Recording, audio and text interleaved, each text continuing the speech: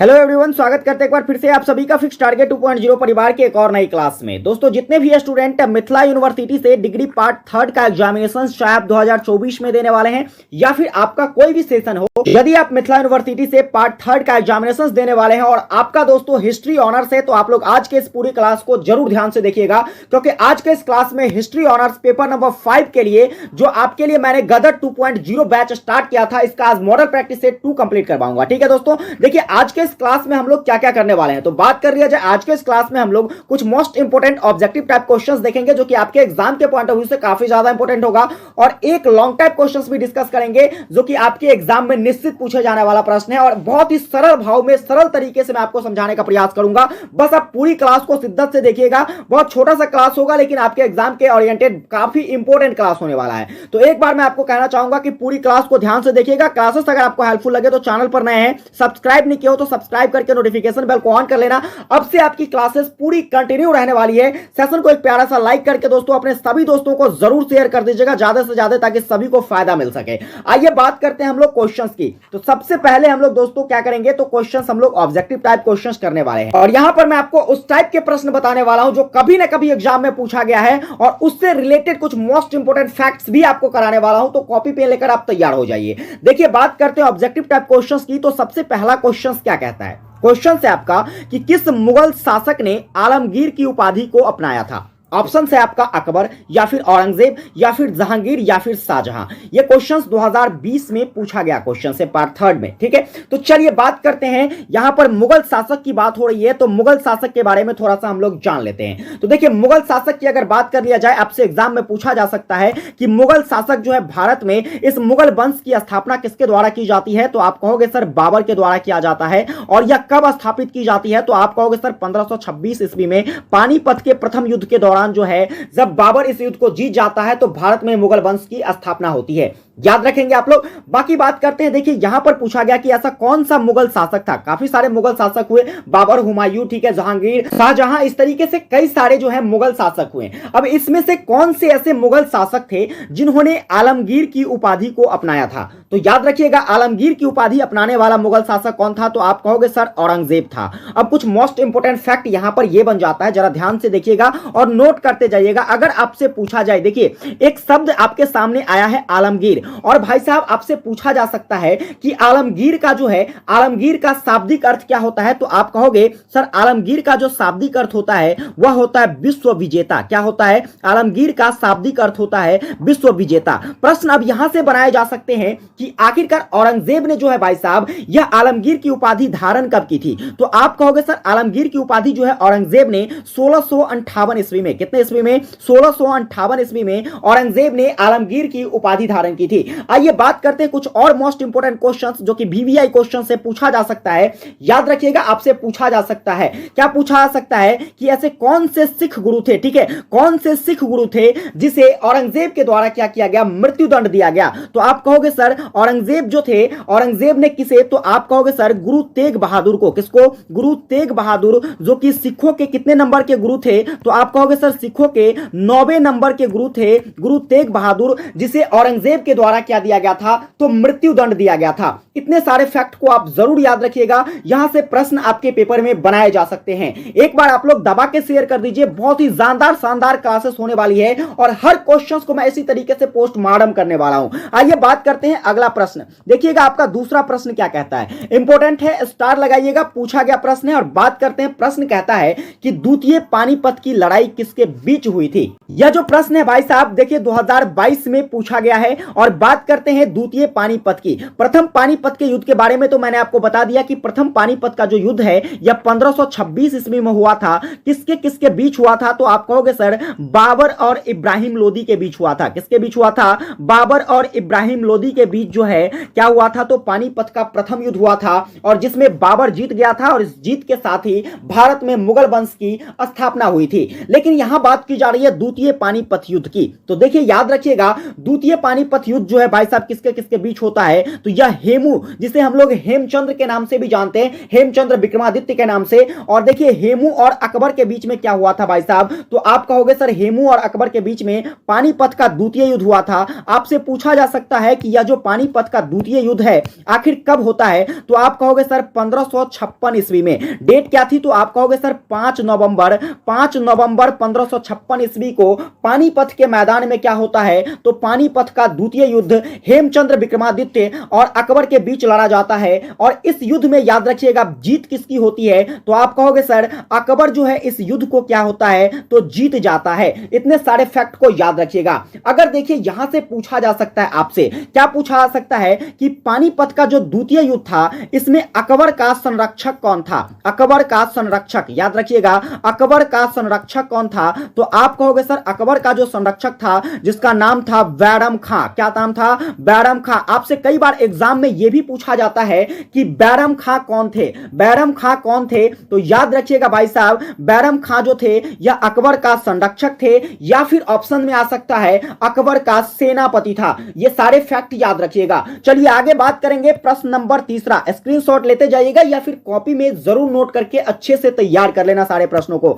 आपका एक भी ऑब्जेक्टिव जो 10 क्वेश्चंस पूछे जाते हैं, मैं गारंटी देता हूं पूरी क्लास कंप्लीट होने के बाद आप एग्जाम में जाना, आपका एक भी प्रश्न छूटने नहीं वाला है। तो चलिए दोस्तों हम देखते हैं तीसरा प्रश्न क्या कहता है। आपका तीसरा प्रश्न है अब्दुल हामिद लाहौरी का संरक्षक कौन था, क्या वो अकबर था या फिर जहांगीर था या फिर शाहजहां था या फिर औरंगजेब था। यदि आपको प्रश्नों का आंसर पता है तो कमेंट में जरूर छापिएगा। देखिए क्या कहा जा रहा है, तो ध्यान दीजिएगा अब्दुल हामिद लाहौरी, अब्दुल हामिद लाहौरी का जो संरक्षक था वह था कौन, तो आप कहोगे सर अब्दुल हामिद लाहौरी का संरक्षक शाहजहां था। अब देखिए प्रश्न यहां से क्या क्या बनाए जा सकते हैं। अगर मैं बात करूं किसकी, शाहजहां की, किसकी बात करूं, शाहजहां की, तो याद रखिएगा शाहजहां का शासनकाल अगर आपसे पूछा जाए तो आप कहोगे सर शाहजहां का जो शासनकाल था यह 1628 से लेकर 1658 तक था। कितने ईस्वी तक, 1628 से लेकर 1658 तक शाहजहां का शासनकाल था। अब देखिए यहां पर बात करी जा रही है किसकी,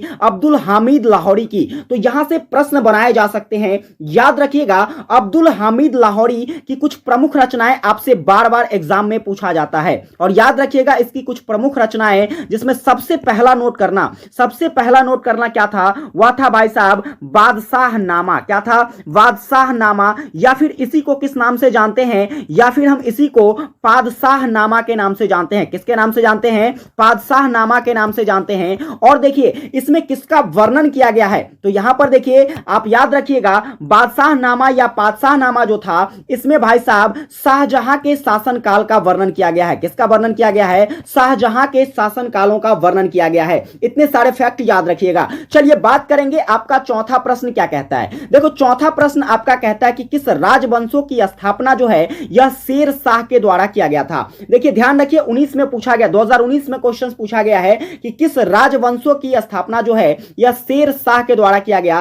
क्या वह लोधी राजवंश था या फिर सूर राजवंश या फिर मुगल राजवंश या फिर अफगान राजवंश। तो आपको याद रखना है, देखिए इसके नाम में ही क्या है, शेर शाह सूरी। तो आपके सामने जैसे ही प्रश्न आएगा आप कहोगे सर सूर राजवंश के संस्थापक कौन थे, तो आप कहोगे शेर शाह सूरी। अगर आपसे यहां से पूछ लिया जाए कि आखिर सूर राजवंश की स्थापना जो है यह शेर शाह सूरी के द्वारा कब किया जाता है, तो आप कहोगे सर 1537 ईस्वी में। कितने ईस्वी में, 1537 ईस्वी में सूर राजवंश का स्थापना जो है यह शेर शाह सूरी के द्वारा किया जाता है। एक प्रश्न यहां से पूछा जा सकता है आपसे, क्योंकि इस टाइप के प्रश्न, देखिए सबसे पहला शासक सूर राजवंश का, तो आप कहोगे शेर शाह सूरी। लेकिन आपसे पूछा जाए, आपसे पूछ लिया जा सकता है कि सूर राजवंश का जो है अंतिम शासक कौन था, तो आप क्या कहोगे सर अंतिम शासक जो था वह था आदिल शाह सूरी। क्या था, आदिल शाह सूरी, जो कि सूर राजवंश का क्या था, तो अंतिम शासक था। चलिए आगे बात करेंगे, यहां पर क्या है, लोधी राजवंश। याद रखना लोधी राजवंश का स्थापना किसके द्वारा,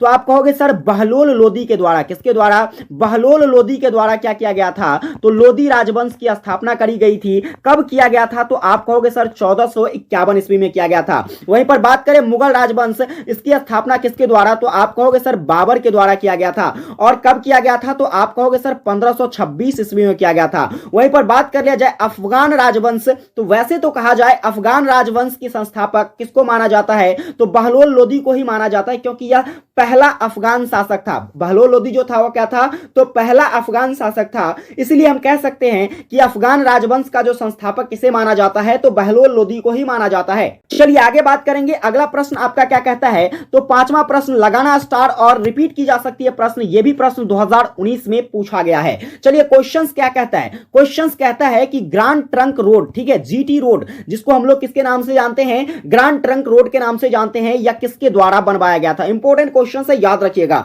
ग्रांड ट्रंक रोड की अगर मैं बात कर लूं तो भाई साहब यह किसके द्वारा, तो आप कहोगे सर शेर शाह सूरी के द्वारा ही बनवाया गया था। अगर आपसे पूछा जाए कि इस ग्रांड ट्रंक रोड जो है इसकी निर्माण जो है यह कब करवाई गई थी, तो आप कहोगे सर इसका जो निर्माण है यह 16वीं सदी में किया गया था। कब किया गया था, 16वीं सदी में इसका निर्माण शेर शाह सूरी के द्वारा करवाया गया था। फिर मैं अगर बात करूं देखिए इस जीटी रोड की, तो जीटी रोड को पूर्व में किस नाम से जाना जाता था, तो आप कहोगे सर इसे सड़क ए आजम के नाम से जाना जाता था। किसके नाम से, सड़क ए आजम के नाम से किसको जाना जाता था, तो जीटी रोड को जाना जाता था। या फिर पूछा जा सकता है, देखिए सड़क ए आजम के साथ साथ आपको याद रखना है इसे उत्तरा पथ के नाम से भी जानते थे। किस नाम से, उत्तरा पथ के नाम से, या फिर कहा जाए तो इसे ही हम लोग बादशाही पथ के नाम से जानते थे। किसके नाम से जानते थे, बादशाही पथ के नाम से जानते थे। ये सारे नाम किसके हैं, तो भाई साहब आपके जीटी रोड के नाम है, याद रखिएगा। देखिए बात कर लिया जाए, आपसे पूछा जा सकता है कि इस जीटी रोड की लंबाई कितनी है, तो आप कहोगे जीटी रोड की लंबाई जो है यह 3710 किलोमीटर है। इसके बाद देखिए हम बात कर लेते हैं शेरशाह सूरी की। किसकी बात कर लेते हैं,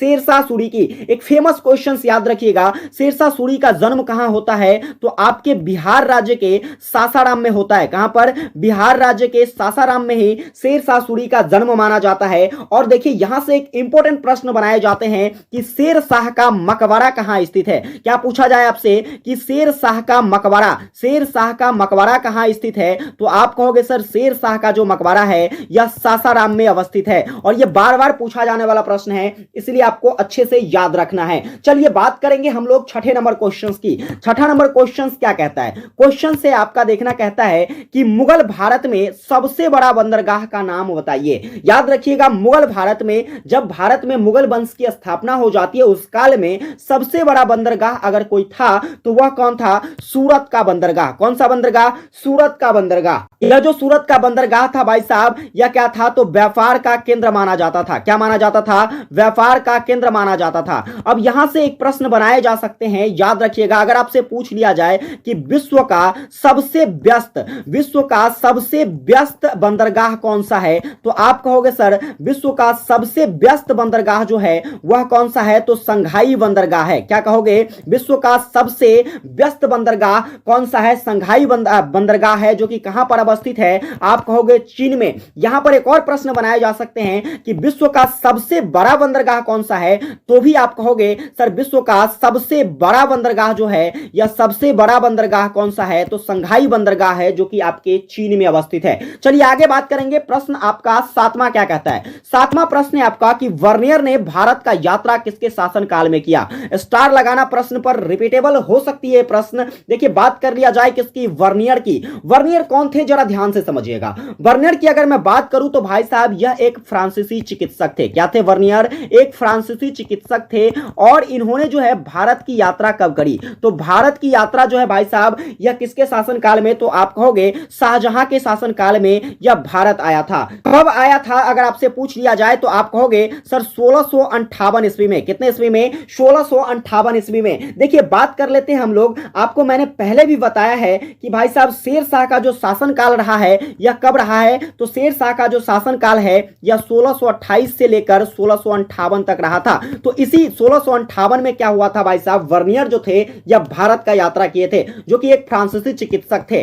अब प्रश्न यहां से बनाए जा सकते हैं कि आखिर वर्नियर जो है यह भारत आता है तो भारत में कहां आता है, तो आप कहोगे सर भारत में जो है यह सूरत में आता है। कहां पर, भारत में सबसे पहले कहां आता है वर्नियर, तो सूरत में आता है। और यह कितने वर्षों तक, सबसे इंपॉर्टेंट याद रखिएगा, अगर आपसे पूछा जाए कि वर्नियर जो है यह भारत में कितने वर्षों तक रहता है, तो भारत में यह 12 वर्षों तक। कितने वर्षों तक? 12 वर्षों तक भारत में वर्नियर रहता है, इसके बाद वह फिर लौट जाता है। इतनी बातें आपको उम्मीद करता हूं समझ में आ गई होगी। चलिए आगे बात करेंगे हम लोग। 8वां प्रश्न, आपका 8वां प्रश्न कहता है कि दीन ए इलाही, यह भी इंपॉर्टेंट क्वेश्चन है, याद रखिएगा, दीन ए इलाही कब स्थापित किया गया? तो यह भी क्वेश्चन देखिए 2021 में पूछा गया है और क्वेश्चन क्या है? दीन ए इलाही आपको याद रखना है। चलिए बात करते हैं हम लोग दीन ए इलाही की। तो याद रखिएगा दीन ए इलाही की जो स्थापना है कब की जाती है? आप कहोगे सर 1582 ईस्वी में। कितने ईस्वी में?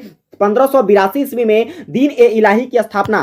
फिर पूछ लिया जाए किसके द्वारा किया जाता है? आप कहोगे सर अकबर के द्वारा। किसके द्वारा?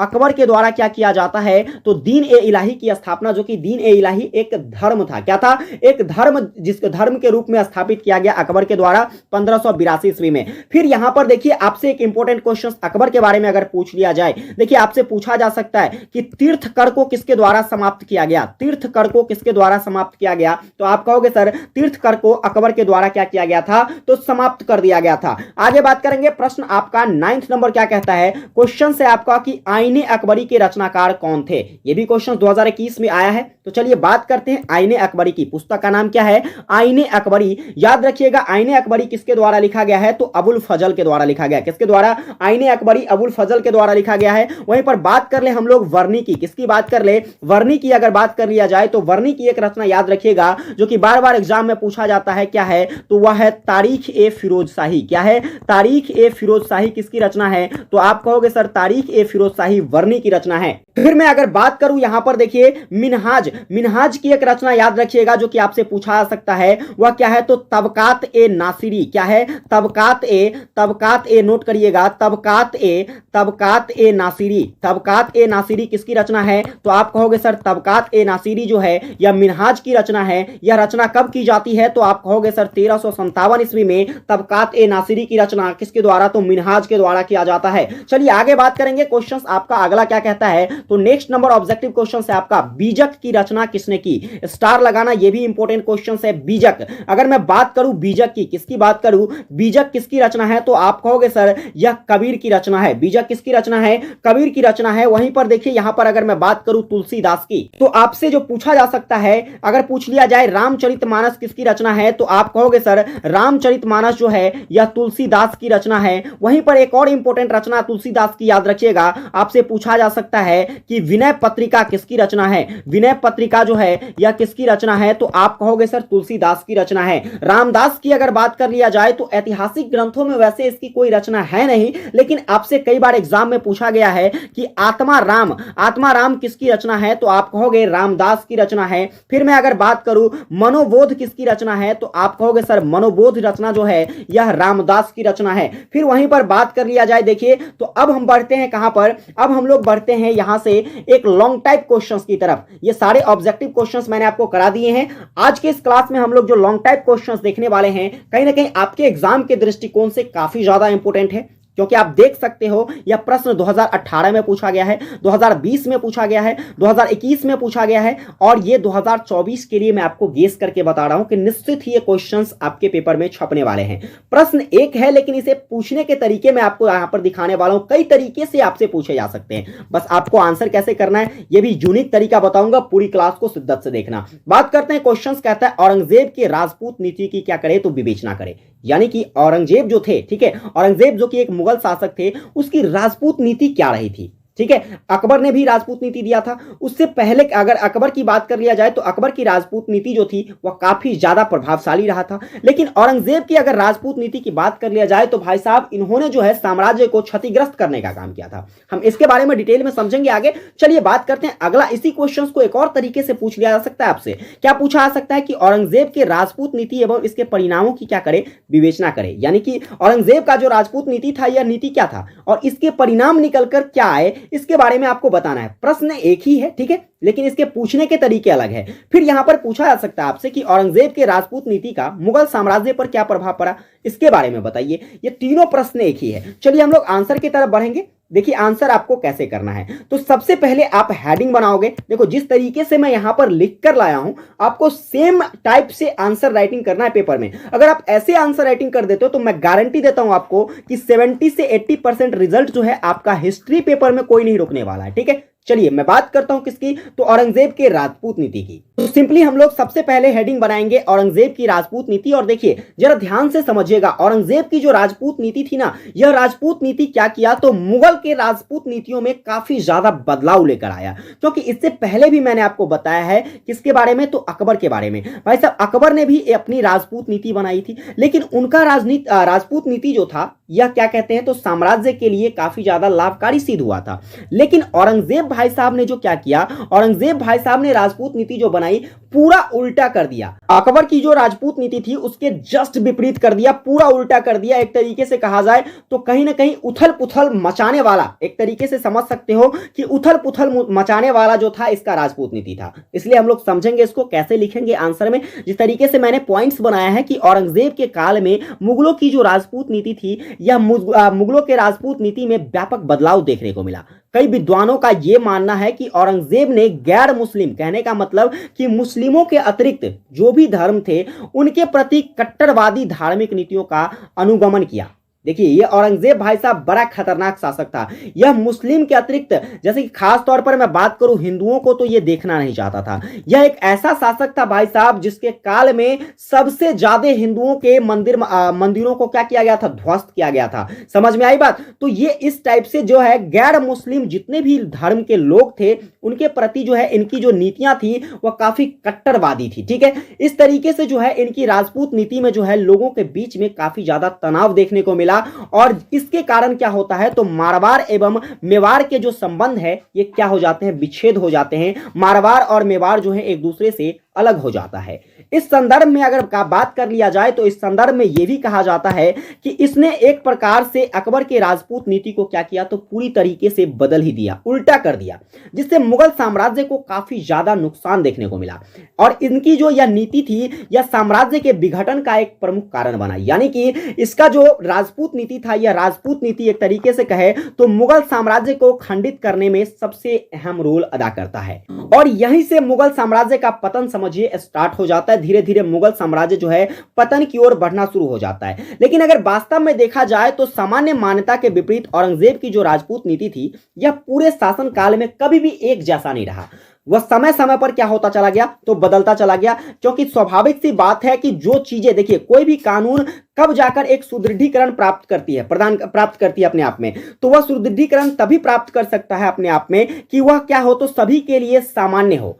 इसीलिए भाई साहब जब कानून आपका सामान्य नहीं रहेगा तो कभी भी वह सामान्य रूप से समयानुकूल लागू नहीं हो सकता है। ठीक उसी प्रकार से जो औरंगजेब की राजपूत नीति थी वह समयानुसार जो है परिवर्तित होता हुआ देखा गया। इसके परिवर्तन के क्या क्या चरण रहे थे, तो सबसे पहला चरण देखने को मिला कि 1658 से 1668 के बीच में इनकी राजपूत नीतियों में बदलाव देखने को मिला। दूसरे चरण की अगर मैं बात करूं तो 1668 से लेकर 1677 ईस्वी में कुछ परिवर्तन देखने को मिले। फिर 1678 से लेकर 1707 के बीच में जो है, यानी कि 3 चरणों में जो है इनके राजपूत नीतियों में क्या देखने को मिला था, तो बदलाव देखने को मिला था। अब हम लोग समझते हैं इनके प्रत्येक चरणों को कि आखिर प्रत्येक चरण में कैसा कैसा बदलाव देखने को मिला। बात करते हैं कि औरंगजेब की राजपूत नीति का प्रथम चरण जो था यह 1658 से लेकर कब तक, तो 1668 के बीच रहा था।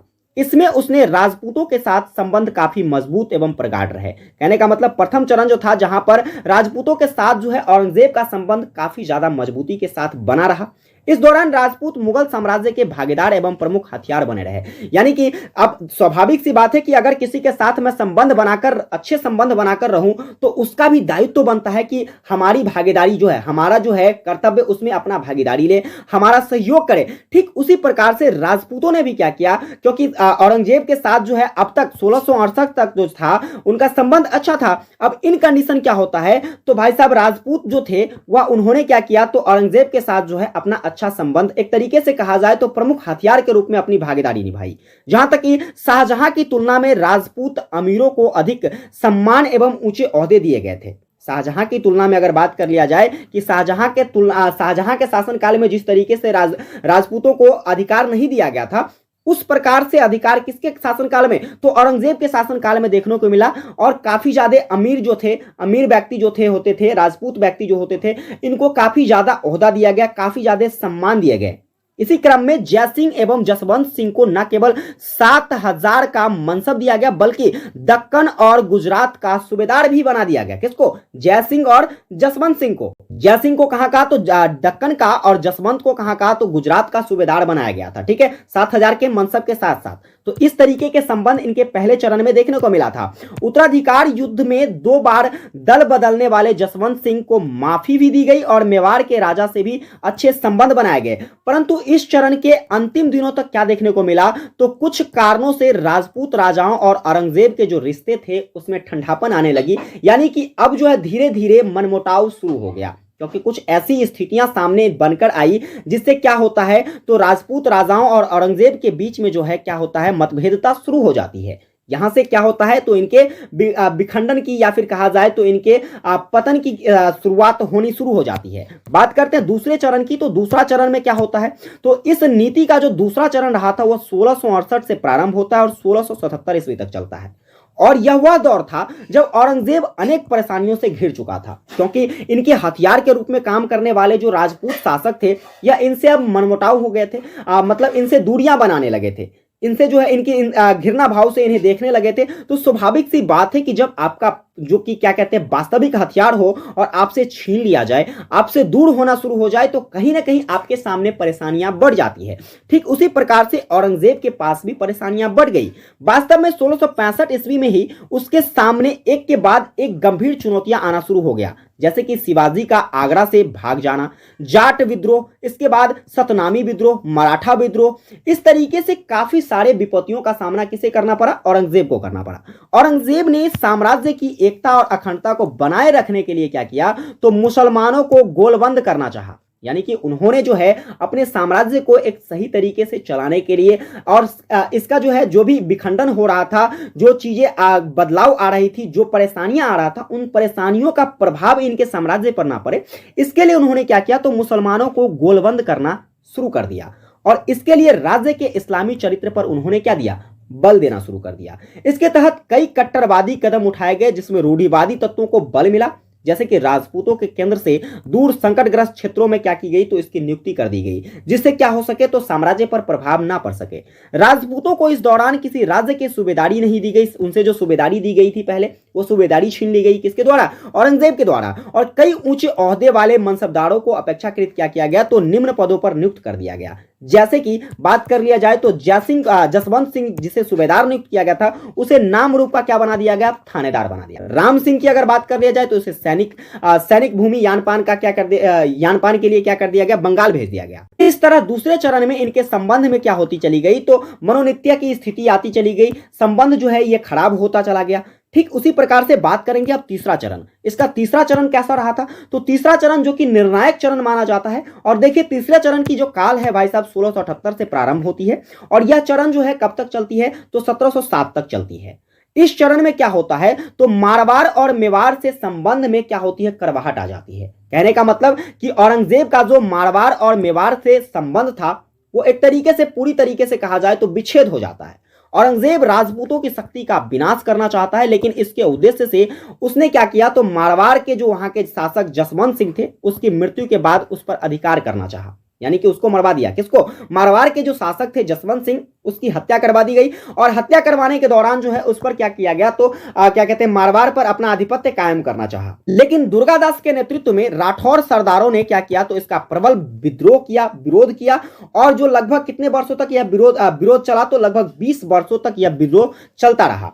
जब औरंगजेब ने उनके खिलाफ दमनकारी नीति अपनाई तो उन्होंने मुगल साम्राज्य के विनाश का सूत्र का काम किया। कौन? भाई साहब ये जो दुर्गादास थे, कौन थे? दुर्गादास जो थे, दुर्गादास के नेतृत्व में जो राठौर सरदार, जिन्होंने औरंगजेब का मुंहतोड़ जवाब देने का प्रयास किया मारवाड़ के युद्ध में, मारवाड़ पर कब्जे के दौरान। तो जैसे ही यह ऐसी स्थिति सामने आती है औरंगजेब के पास, तो औरंगजेब जो है दमनकारी नीति अपनाता है। किसके खिलाफ? क्या कहते हैं, औरंगजेब जो है यह किसके खिलाफ, तो दुर्गादास के खिलाफ दमनकारी नीति अपनाने का प्रयास करते हैं। लेकिन इसी क्रम में दुर्गादास ने भी क्या किया, तो औरंगजेब के खिलाफ क्या किया, तो अपना क्या कहते हैं दमनकारी नीति अपनाते हुए मुगल साम्राज्य के विनाश का सूत्र रच दिया। ठीक है, और यहां पर इस आधार पर क्या होती है, तो इस आधार पर भाई साहब मुगल साम्राज्य का पतन होना धीरे धीरे शुरू हो जाता है। अब इस नीति का परिणाम क्या आता है? औरंगजेब की जो राजपूत नीति थी उस नीति का परिणाम यह निकल कर आता है, औरंगजेब की राजपूत नीति के मुगल साम्राज्य और उसके संपूर्ण भारत वर्षों के लिए बड़े पैमाने पर एक तरीके से कहा जाए तो घातक सिद्ध हुआ, उनकी जो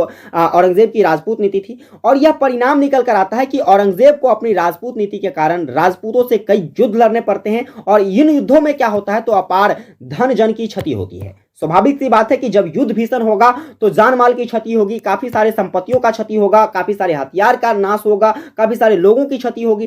साथ ही साथ राजपूत शासक जो थे या मुसलमानों का मुगलों का क्या हो गया तो कट्टर विरोधी बन गया, जो कि पहले कभी दोस्त हुआ करता था। एक छोटी सी गलती औरंगजेब की और भाई साहब राजपूत शासक जो है उसके खिलाफ खड़ा हो गया। मुगलों के लिए दक्षिण का मार्ग अब क्या हो गया तो सुरक्षित न रह पाया और साथ ही साथ जो है साम्राज्य की मर्यादा एक तरीके से ध्वस्त हो गई। ये सभी परिणाम किसके निकल कर आए तो औरंगजेब के राजपूत नीति के। इस तरीके से आपको आंसर राइटिंग एग्जाम में करना है। इसका आप स्क्रीनशॉट ले लीजिए या फिर इसे लिख लीजिए या मैं आपको पीडीएफ जो है पीडीएफ फॉर्म में आपको मैं उपलब्ध करवा दूंगा टेलीग्राम पर। चैनल पर आप जरूर ज्वाइन कर लीजिएगा टेलीग्राम, वहां पर आपको पीडीएफ मिल जाएगी क्लास के बाद।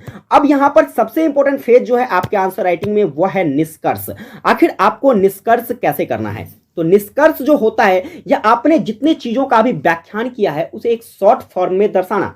अर्थात कह सकते हैं कि अतः इस तरह जब हम औरंगजेब की राजपूत नीति पर समग्र दृष्टि डालते हैं यानी कि उनके राजपूत नीतियों पर हम लोग विचार करते हैं तो विचार के दौरान हमें प्राप्त होता है कि आरंभ में औरंगजेब ने इसमें कोई बदलाव नहीं किया। दरअसल उनकी आरंभिक राजपूत नीति लगभग वैसी ही थी जैसे अकबर की, ठीक है, एवं जहांगीर की, किंतु आगे चलकर जो है कुछ ऐसी परिस्थितियां बनी जिससे मुगल राजपूतों के रिश्ते जो है ये क्या हो गए तो खराब हो गए और जिसकी परिणति मारवाड़ और मेवाड़ में क्या हुआ तो मुगलों का खिलाफ होना शुरू हो गया। और भाई साहब इस तरीके से क्या होता है तो मुगल शासक जो है मुगल वंश पर काफी ज्यादा इसका प्रभाव पड़ता है। इस तरीके से आपको आंसर राइटिंग करना है। उम्मीद करता हूं कि ये चीजें आपको समझ में आ गई होगी। इसको आप कम से कम 2 से 3 बार अच्छे से जरूर देखिए ताकि आपको अच्छे से समझ में आ सके। क्लासेस अगर आपको हेल्पफुल लगी हो, कंटेंट अगर आपको अच्छा लगा हो तो चैनल पर नए हैं, बस आपको एक छोटा सा काम करना है, अपने भाई को सपोर्ट करना है, ज्यादा से ज्यादा चैनल पर नए हैं सब्सक्राइब नहीं किए सब्सक्राइब कर लीजिए और वीडियो को ज्यादा से ज्यादा स्टूडेंट के पास शेयर कीजिए